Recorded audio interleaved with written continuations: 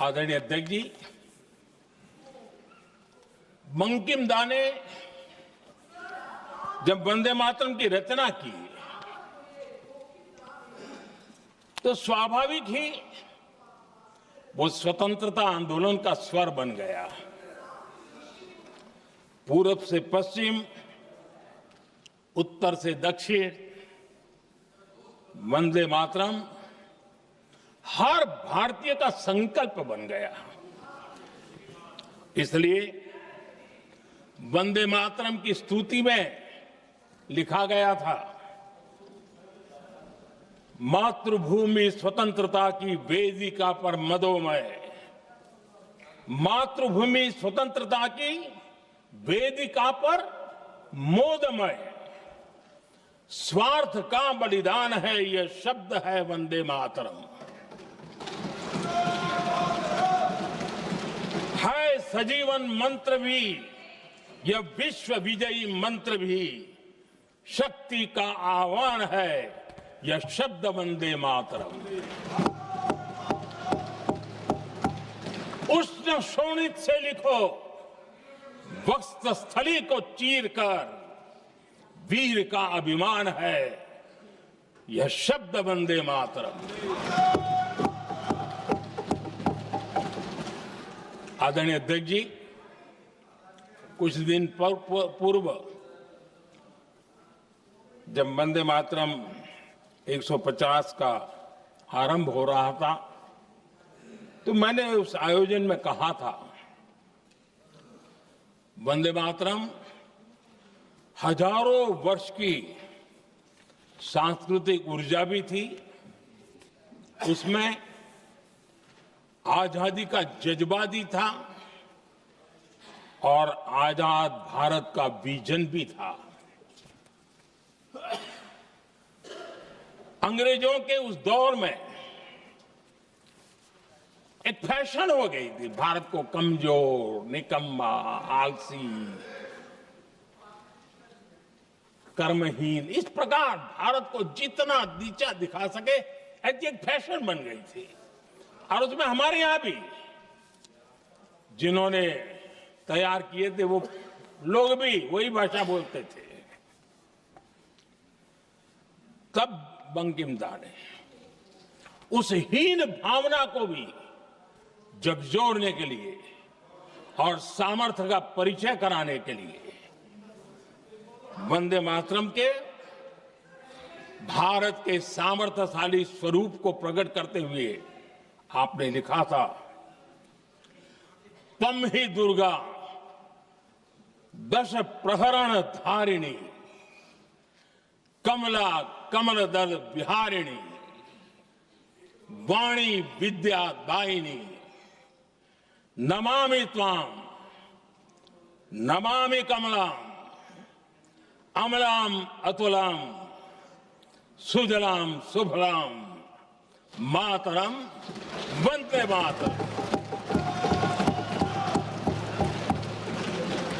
अर्थात भारत माता ज्ञान और समृद्धि की देवी भी है और दुश्मनों के सामने अस्त्र शस्त्र धारण करने वाली चंडी भी है। अध्यक्ष जी, ये शब्द, ये भाव, ये प्रेरणा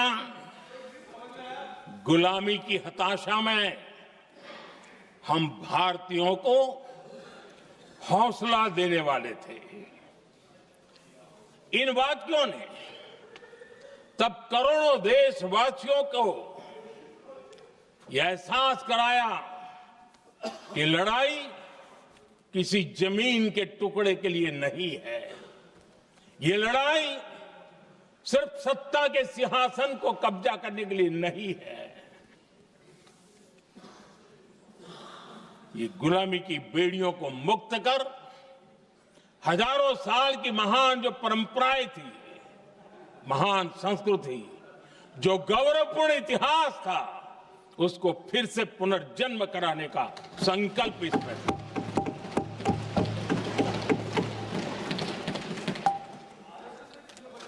आदरणीय अध्यक्ष जी,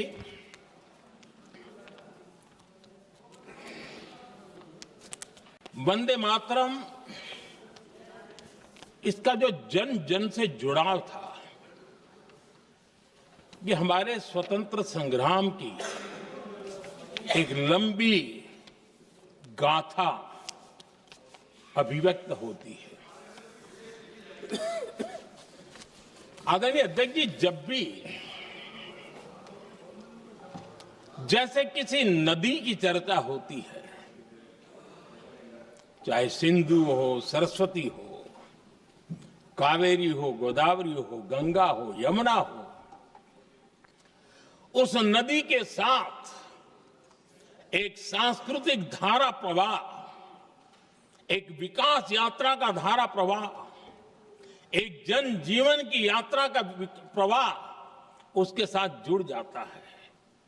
लेकिन क्या कभी किसी ने सोचा है कि आजादी जंग के हर पड़ाव, वो पूरी यात्रा वंदे मातरम की भावनाओं से गुजरता था, उसके तट पर पल्लवित होता था। ऐसा भाव काव्य शायद दुनिया में कहीं उपलब्ध नहीं होगा। आदरणीय अध्यक्ष जी,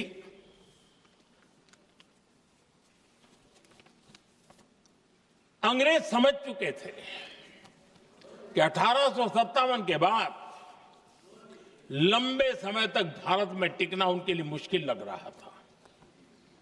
और जिस प्रकार से वो अपने सपने लेकर के आए थे, तब उनको लगा कि जब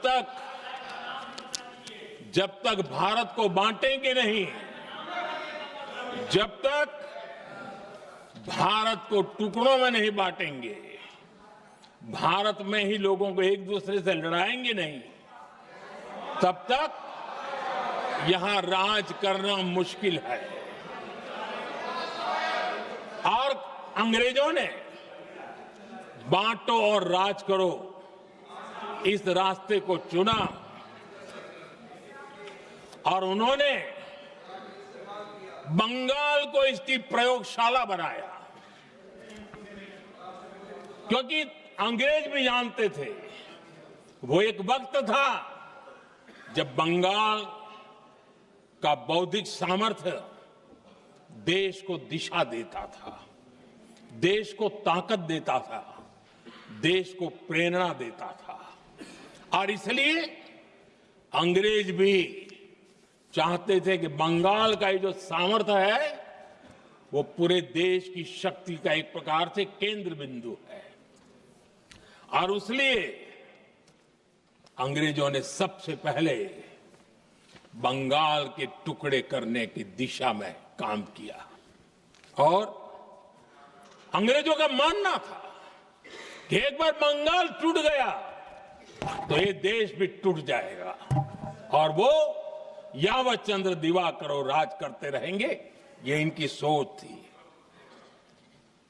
1905 में अंग्रेजों ने बंगाल का विभाजन किया, लेकिन जब अंग्रेजों ने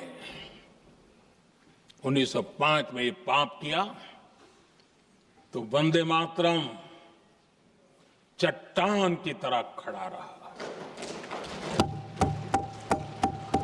बंगाल की एकता के लिए वंदे मातरम गली गली का नाद बन गया था और वही नारा प्रेरणा देता था